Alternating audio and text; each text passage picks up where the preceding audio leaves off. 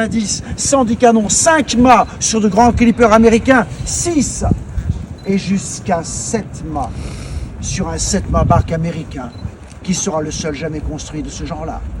On va courir maintenant vers les terra incognita, les richesses les plus incroyables et les plus précieuses du monde. Qu'allait-on chercher, madame, au bout du monde? Le savez-vous bien? Oui, madame, elle le sait, ventre Saint-Gris. Des épices qui valaient plus cher que leur propre poids en or. Et rappelez-vous que si aujourd'hui encore vous parlez de payer en espèces, c'est dérivé du mot espice d'autrefois. Un homme qui était riche était appelé un sac de poivre. La cannelle, les clous de girofle atteignaient des prix fabuleux. Et encore aujourd'hui, en votre siècle décadent, le safran ne vaut-il pas plus cher que son propre poids en or?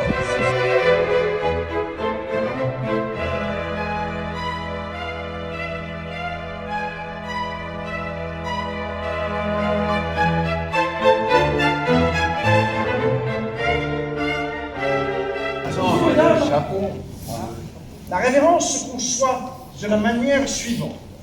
À l'inverse de ces messieurs, vous devrez passer votre jambe droite par devers votre jambe gauche.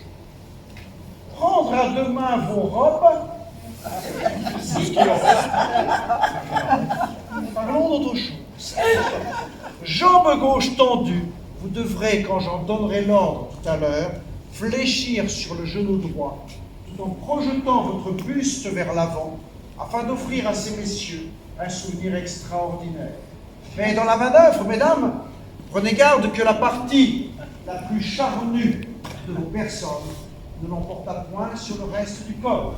Il s'en suivrait une chute disgracieuse et préjudiciable à votre honneur. Mesdames, à mon ordre, 3, 4, saluez ces messieurs, je vous prie. Et maintenant, saluez-vous tous à l'envie. 3, 4, saluez-vous.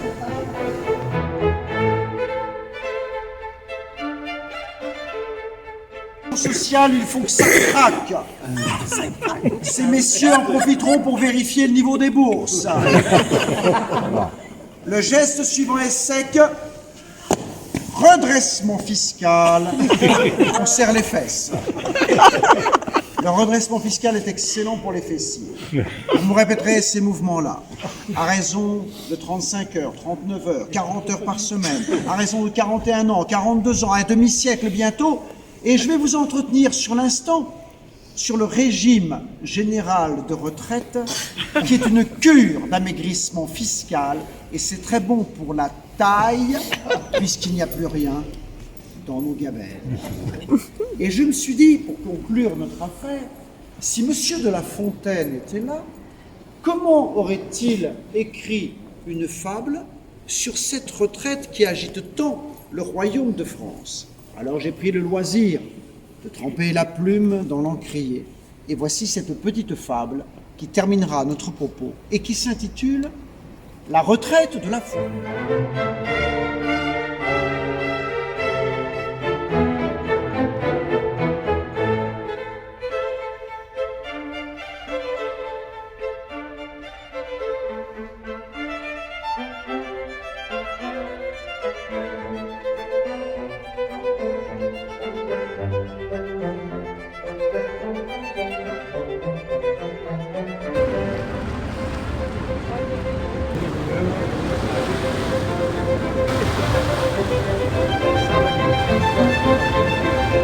Il nous faut le chaud.